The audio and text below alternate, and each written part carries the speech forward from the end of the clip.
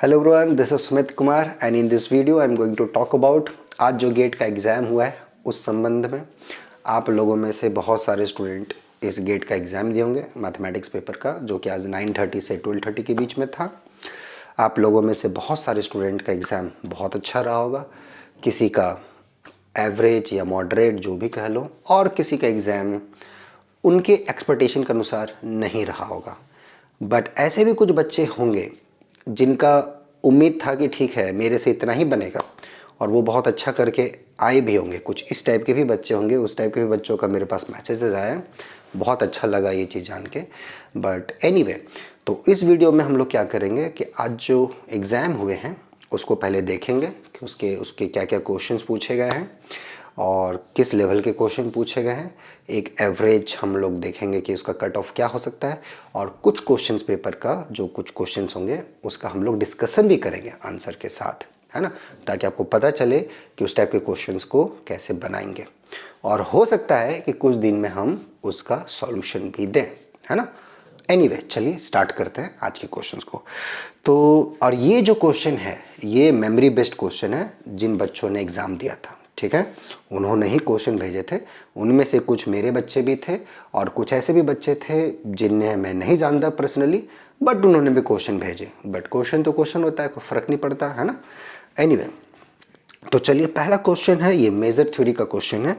F X equal to 0, X belongs to Q intersection 0 1 and equal to n cross 18, X belongs to Q complement intersection 0 1। मतलब rational और irrational पे function को define कर दिया गया है ना। उसके बाद पूछा जा रहा है कि ये जो 0 से 1 के बीच में एफ एक्स डी एक्स जो है उसका वैल्यू क्या होगा, ठीक है। तो ये फंक्शन रिमान इंटीग्रेबिलिटी या लेबेक इंटीग्रेबिलिटी के सेंस में आपको पूछा गया है। तो अगर आपने लेबेक इंटीग्रल का कॉन्सेप्ट पढ़ा होगा कि कैसे उसको डिफाइन किया जाता है, तो ये क्वेश्चन का आंसर बन गया होगा। और ये ध्यान दीजिएगा, इस टाइप के क्वेश्चंस गेट में हमेशा आ रहे हैं पिछले 2-3 सालों से, है ना। एनीवे, फिर सेकंड क्वेश्चन पे आते हैं, और इसका जो डेफिनेशन, अगर आप डेफिनेशन बाय डेफिनेशन जाएंगे कि what do mean by the decimal representation, क्योंकि यहाँ पे जो एफ एक्स का वैल्यू n टाइम्स 18 दिया गया है कि जो इरेशनल नंबर को आप जो डेसिमल एक्सपेंशन में यूज़ करोगे तो वो n को इसने यहाँ पर लिखा है। तो अगर डेसिमल एक्सपेंशन पता है 0 से 1 के बीच में, या कोई भी नंबर किसी भी नंबर पे किसी भी पायदान पे हो उसका डेसिमल एक्सपेंशन आपको पता है, और लेबेक इंटीग्रेशन का कॉन्सेप्ट अगर आपको पता है कि what it does with this kind of stuffs, answer is very easy. But anyway, मैं इस क्वेश्चन को मॉडरेट लेवल पे तो नहीं रखूँगा, अच्छे लेवल पे रखूँगा। ओके, सेकंड क्वेश्चन पे मैं आता हूँ। एफ डिनोट कर रहा है फील्ड को, ये बहुत ही अच्छा क्वेश्चन मुझे लगा। एफ डिनोट कर रहा है फील्ड को, और एफ स्टार जो है उसका वो मल्टीप्लिकेटिव ग्रुप है, उसके पास एक सब ग्रुप है जिसका कि ऑर्डर 17 है, ठीक है। तो पूछा जा रहा है कि मिनिमम पॉसिबल ऑर्डर एफ का क्या होगा। अब ये फील्ड है और एफ स्टार का एक सब ग्रुप दे दिया गया है जिसका ऑर्डर 17 है। तो आपसे पूछा जा रहा है कि जो फील्ड होगी ना उसकी मिनिमम पॉसिबल ऑर्डर बताओ। Why they have asked minimal, maximum क्यों नहीं, ये भी थोड़ी सोचने वाली चीज़ें हैं, ये मैं आपके विवेक पे छोड़ता हूँ। But anyway, coming back to this question, आप देखिए क्या थ्योरम होता है ना। तो that means they are asking about कि फील्ड इज फाइनाइट, है ना, फाइनाइटली फील्ड के बारे में बात कर रहे हैं। तो ऑर्डर ऑफ ए फील्ड, जो ऑर्डर ऑफ जो सब ग्रुप होता है वो ऑर्डर ऑफ ग्रुप को डिवाइड करता है, बेल-लैग्रांजेस थ्योरम वो यूज़ कीजिए, और एफ स्टार का ऑर्डर क्या होता है वो यूज़ कीजिए, और किसी फाइनाइट फील्ड का ऑर्डर क्या होता है वो यूज़ कीजिए, और यूज़ कर लीजिए p⁴n कॉन्ग्रुएंट टू 1 मॉडुलो 17, खत्म हो गया। यही इसका हिंट है। इससे आपको प्राइम, सबसे छोटा n ढूंढिए ताकि ये कंडीशन को सेटिस्फाई करें। अब इससे आसान क्वेश्चन क्या हो सकता है, अगर आपको थोड़ा बहुत भी नॉलेज हो सब्जेक्ट के प्रति। इसमें सब कुछ यूज़ हो रहा है, थोड़ा बहुत अलजेब्रा भी, है ना, नंबर थ्योरी भी, और आपका basic understanding about the subject, ठीक है। Anyway, so that's why this question is very good, है ना। ऐसा कभी कभी होता है कि गेट में बहुत अच्छा क्वेश्चन पूछता है जहाँ पे अच्छे कॉन्सेप्ट यूज़ होते हैं, उसमें से क्वेश्चन ये है। नेक्स्ट क्वेश्चन पे आते हैं, ये भी बहुत ही आसान क्वेश्चन है कि ग्रुप का ऑर्डर दे रखा है इन्होंने 5⁴ and order of the centre is 5 square और 5 Q. I don't no, student ने थोड़ा सा यहाँ पे, एनीवे जो भी हो, तो उसमें पूछा गया है कि नंबर ऑफ कंजुगेसी क्लासेस कितने होंगे जी के। अगेन अब ये सब जो क्वेश्चंस हैं ना, तो अब क्या बोलूँ, इससे आसान कुछ क्वेश्चन नहीं हो सकता। अगर आपने थोड़ा बहुत भी कंजुगेसी क्लासेस के बारे में आइडिया आपको होगा कि कंजुगेसी क्लास क्या होता है ना, और उसका सेंटर जी बाय सेंटर के साथ क्या रिलेशन है, कैसे निकालते हैं नॉर्मलाइजर सेंटर, ये सारी चीज़ें, तो क्वेश्चन में कोई जान नहीं है। बट एनीवे, अगर आप बनाए होंगे तो अच्छी बात है, आने वाले दिनों में मैं इसका सॉल्यूशन ज़रूर दूंगा आपको। फिर एक कॉम्प्लेक्स का क्वेश्चन है, इंटीग्रल है e to the power z divided by e to power z minus 2 dz over r 1/2 pi है। r जो रीजन है उसको डिफाइन कर दिया गया है कि x जो है वो 0 से 1 के बीच में है और y जो है -11 पाई से 11 पाई के बीच में है। तो ठीक है, मुझे इसमें रीजन में थोड़ा सा डाउट हो रहा है, बट एनीवे अगर ये क्वेश्चन है तब ये थोड़ा सा कैलकुलेटिव क्वेश्चन है ना, तो इसको मैं अच्छे क्वेश्चन कैटेगरी में मैं हाँ मॉडरेट में बोल सकता हूँ कि थोड़ा सा कैलकुलेटिव है। Calculative in the sense conceptual base है, रेसिड्यू थ्योरम पे उस पर जाएंगे, बन जाएगा, या आप लाइन इंटीग्रल के कॉन्सेप्ट से जा सकते हैं, उससे भी आ जाएगा। ठीक है, एनीवे एक है मैट्रिक का क्वेश्चन है, ये भी मतलब कंपेरेटिवली बहुत ही आसान क्वेश्चन है, बट थोड़ा सा कैलकुलेशन है, करना पड़ेगा। डी एक्स वाई दो मैट्रिक डिफाइन कर दिए गए हैं 0 1 के बीच में, एक है ln x by Y when x not equal to 0 और दूसरा है D X Y mod X plus mod Y. तो दो मैट्रिक डिफाइन किए गए हैं क्लोज इंटरवल 0 1 के बीच में, एक ln x बाई वाई और दूसरा है mod X plus mod Y, और जब x इक्वल टू वाई है तब 0। तो पूछा जा रहा है कि इन दोनों में कौन सा मैट्रिक है, मतलब बेसिकली आपको मैट्रिक नहीं दिया गया है, आपको दो फंक्शंस दिए गए हैं d1 और d2, और उसमें से पूछा जा रहा है कि d1 d2 में कौन से मैट्रिक होंगे।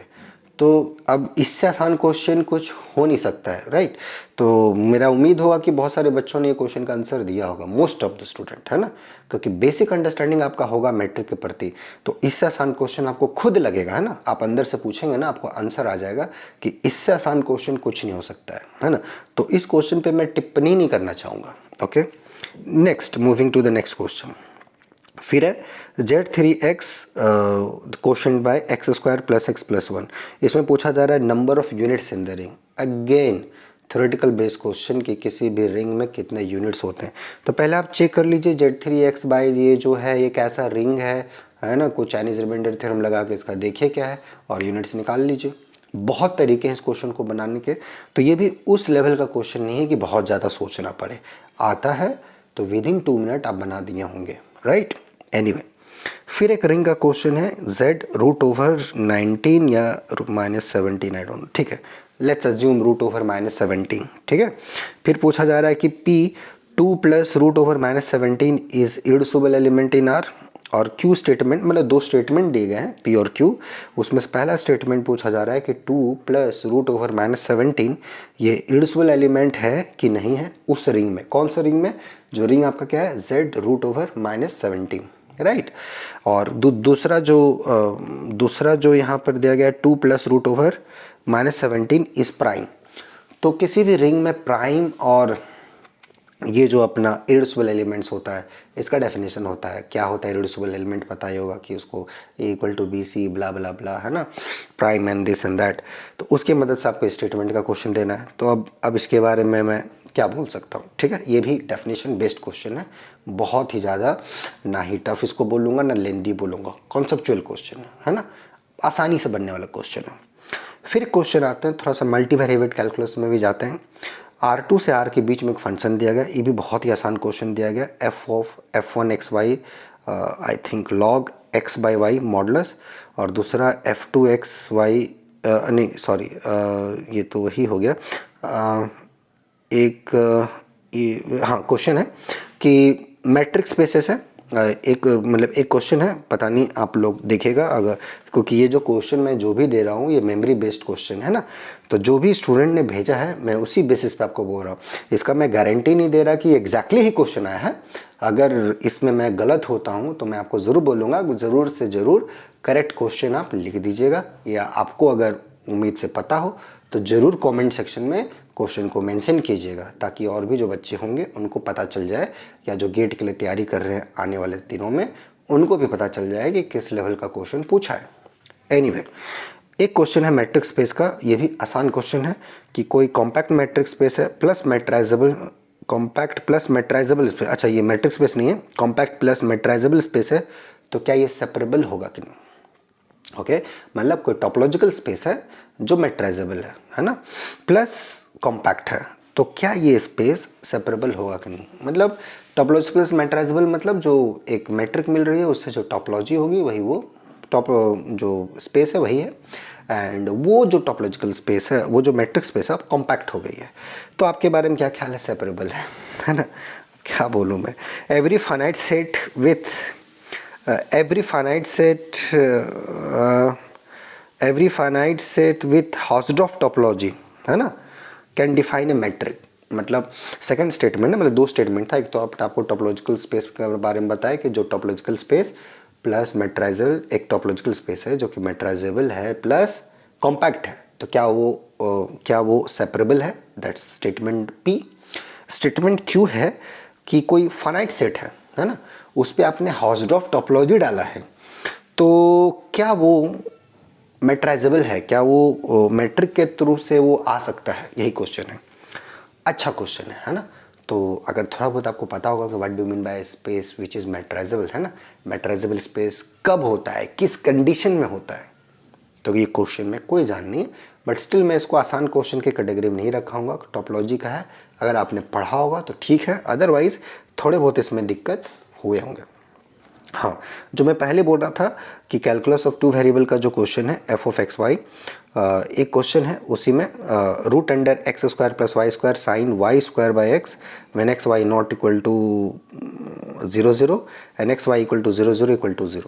तो इसी के बारे में पूछा गया है कि फंक्शन कंटिन्यूस है कि not differentiable, partial derivatives at 0, partial derivative at मतलब both with respect to X with respect to Y at 0 पूछा जा रहा है ना। और भी कुछ ऑप्शंस होंगे ए बी सी डी करके, बट ये दो ऑप्शंस क्लियरली मुझे दिख रहा है जो बच्चों ने भेजा है। ओके, तो इस बेसिस से तो मुझे ये पता चल रहा है कि क्वेश्चन में फिर से या तो आप इसको बहुत तरीके हैं, या तो कार्टेशियन फॉर्म से भी जा सकते हैं, पोलर फॉर्म से भी जा सकते हैं, जो आपको आसान लगे उस मेथड से इस क्वेश्चन को अप्रोच कर सकते हैं। आसान क्वेश्चन है। ओके, आसान इन द सेंस, देखो मेरे यहाँ पे आसान बोलने का मतलब है कि ये जो चीज़ें हैं इसको अगर आप पढ़े होंगे 6 महीने तभी आपके लिए आसान है, अगर आपने 1 महीने मेहनत किए होंगे तो हो सकता है कि आसान ना पड़े, समझ में। तो ऐसा नहीं है कि ये आपसे नहीं बना होगा तो आप एकदम मैथ बनाने के लायक नहीं है, एकदम ये है वो है, इसका मतलब ये कतई नहीं है। लेकिन अगर आपने 6 महीना नहीं पढ़ा होगा, मेहनत से अच्छे से पढ़ा होगा, और उसके बावजूद अगर ये सारे क्वेश्चंस कुछ क्वेश्चन नहीं बने होंगे तो हताश होने का ज़रूरत नहीं है।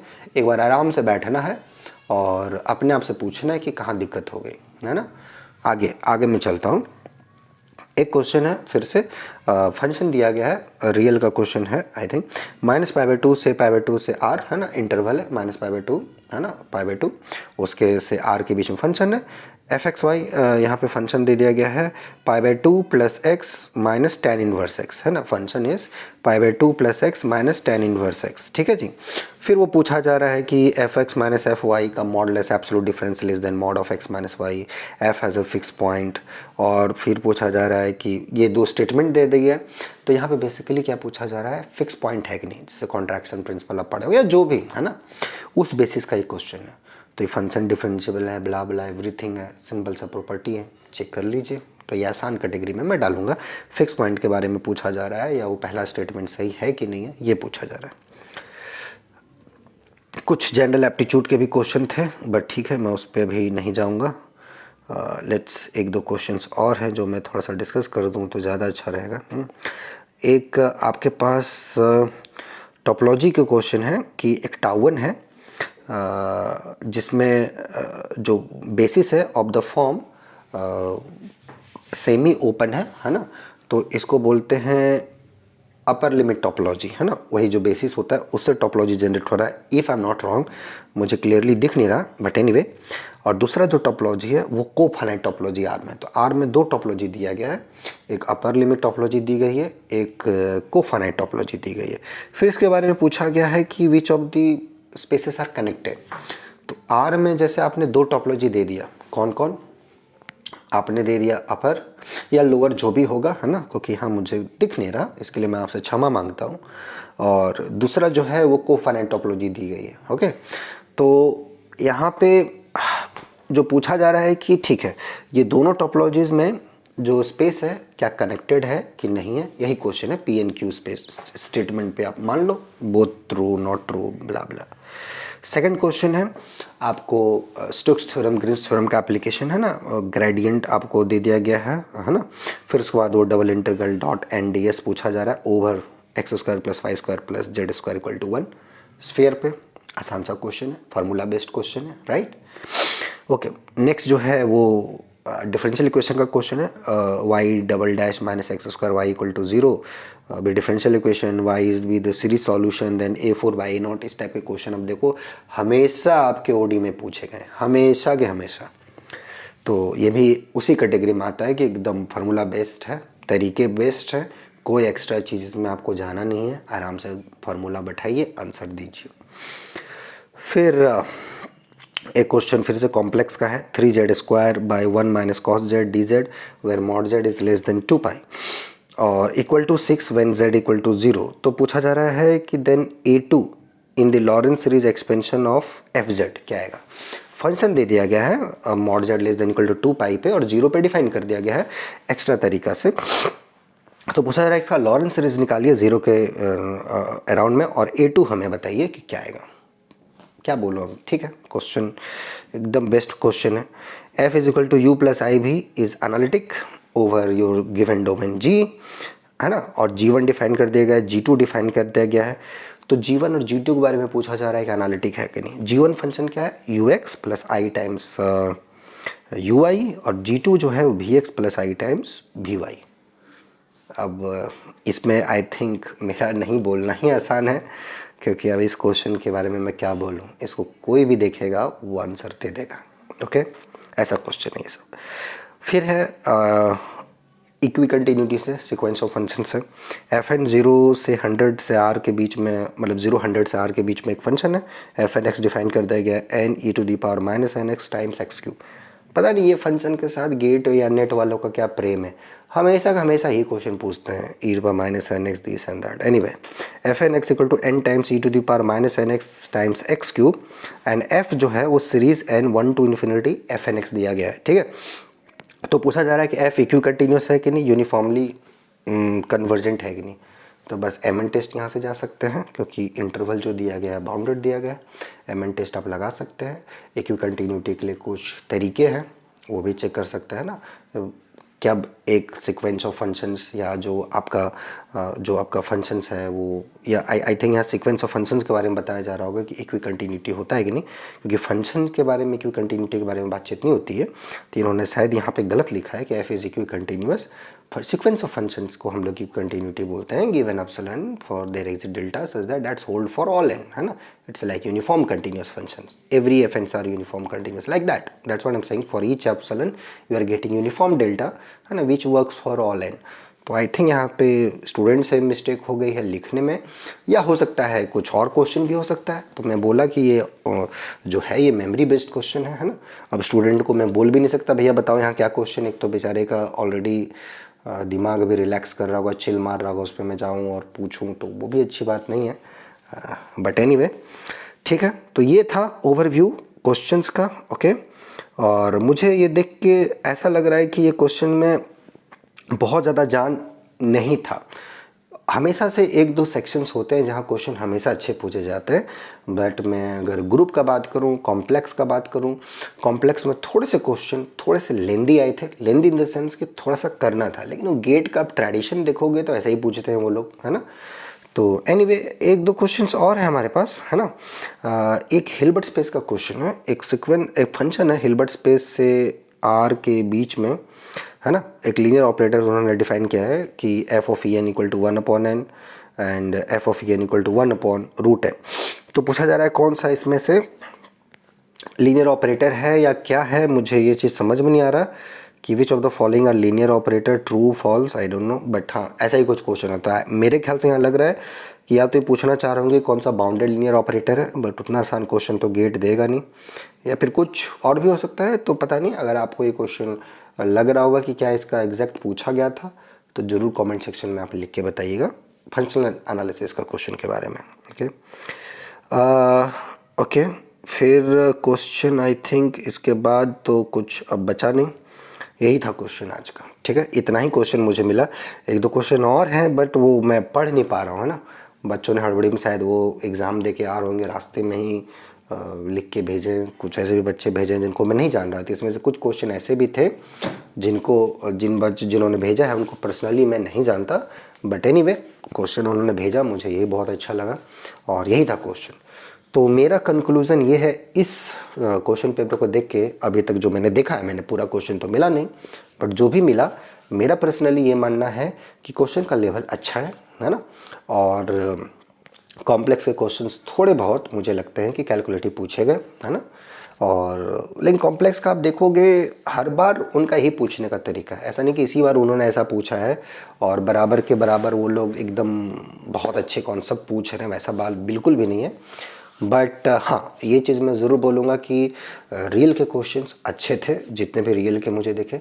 आपके जो मल्टी वेरिएबल कैलकुलस हो गया है ना, कैलकुलस के क्वेश्चंस वो भी अच्छे थे, आसान थे। और फंक्शनल के क्वेश्चन, टोपोलॉजी के क्वेश्चन, अगर टोपोलॉजी आपने पढ़ा होगा क्या होता है कनेक्टेड, सेपरेबल, है ना, और मेट्राइजेबल क्या होता है, तो ये सारे क्वेश्चन अगर आपने करे होंगे, ईमानदारी से पढ़े होंगे थियोरेटिकली, तो फिर बहुत खास दिक्कत नहीं होगा। मैंने बोला कि आपने बना ही दिया होगा, बट एक आइडियाज़ आ गया होगा कि अच्छा इसको ऐसे बनाना है, अच्छा यहाँ ये लग रहा है, एक आइडिया आ गया होगा। बट उसको मैं रखता हूँ कि अच्छे क्वेश्चन के कैटेगरी में, है ना। बाकी ये सब ऐसा है। तो जहाँ तक रहा बात की कट ऑफ, है ना, तो क्वेश्चन ओवरऑल के हिसाब से देखा जाए तो अच्छा क्वेश्चन पेपर था, ओके। एंड कट ऑफ के बारे में बात करूं तो मेरा ऐसा पर्सनली मानना है कि शायद, या जो बच्चों से और भी बातचीत हुई है, कि लेवल वैसा ही रहेगा जैसा पिछले साल था, है ना। अगर बढ़ाया भी तो मेरे ख्याल से 1 मार्क्स या 2 मार्क्स आगे पीछे हो सकता है जैसा पिछले साल था। ऐसा नहीं कि 6 मार्क्स 10 मार्क्स सीधे बढ़ा दे, ऐसा नहीं होगा, है ना। यही रहेगा 1-2 मार्क्स या 3 मार्क्स के आगे पीछे, ये मान लो 3 मार्क्स के नेबरहुड के आसपास रहेगा, है ना। डेल्टा इक्वल टू 3, इसी के नेबरहुड के आसपास ये लोग मार्क्स इस बार रहने वाले हैं। बट एनीवे कोई बहुत ज़्यादा फ़र्क नहीं पड़ना चाहिए, है ना। तो मेरा आपसे यही अनुरोध रहेगा कि आप थोड़ा सा आज बैठे एनालिसिस करें कि जो टाइप का आपने पढ़ाई करा उस टाइप का एग्ज़ाम गया कि नहीं, और नहीं गया तो कहाँ कमी रह गया। ये सेल्फ थॉट होना थोड़ा सा ज़रूरी है, मेरा ऐसा मानना है। ऐसा नहीं कि आप उसमें घुस जाओ, डिप्रेशन का शिकार हो जाओ, मैं ये नहीं बोल रहा आपको, समझ में, उसको अदर वे में नहीं लेना है, बट एक आत्म परीक्षण होना ज़रूरी है ना, कि एक रियलिटी पता होनी ज़रूरी है ना, कि हाँ यार यहाँ हुई है मिस्टेक, नहीं होना चाहिए था, ऐसा हुआ, ये ज़रूरी है। ऐसा अगर होगा तो फिर आगे दिक्कत नहीं होगी। और देखिए उसमें क्या प्रॉब्लम्स है, और कुछ लगता है कि हाँ उसको बेहतर किया जा सकता है, तो ठीक है, आप मेल कर सकते हैं नोबल फोरम 05 पर, और जो हो पाएगा हम लोग देखेंगे आपके लिए, ओके। और आने वाले कुछ दिनों में मैं गेट का ये पीएचडी के इंटरव्यूज़ के लिए बैच स्टार्ट करने वाला हूँ। बहुत सारे बच्चों ने शायद इसके लिए एडमिशन भी लिया है, मुझे टीम से बात करनी होगी, बट एनीवे तो मिलते हैं हम लोग, और जिनको कोई दिक्कत हो ज़रूर कांटेक्ट करें नोबल फोरम 05 पर, okay. But anyway best of luck, और आराम से सोइए, आज रिलैक्स मारिए, चिल मारिए, और कल देखा जाएगा। आज अच्छे से सेल्फ रियलाइज़ कीजिए, और मिलते हैं हम लोग फिर बहुत ही जल्द, okay. Till then enjoy the subject, okay. Bye, take care, good night.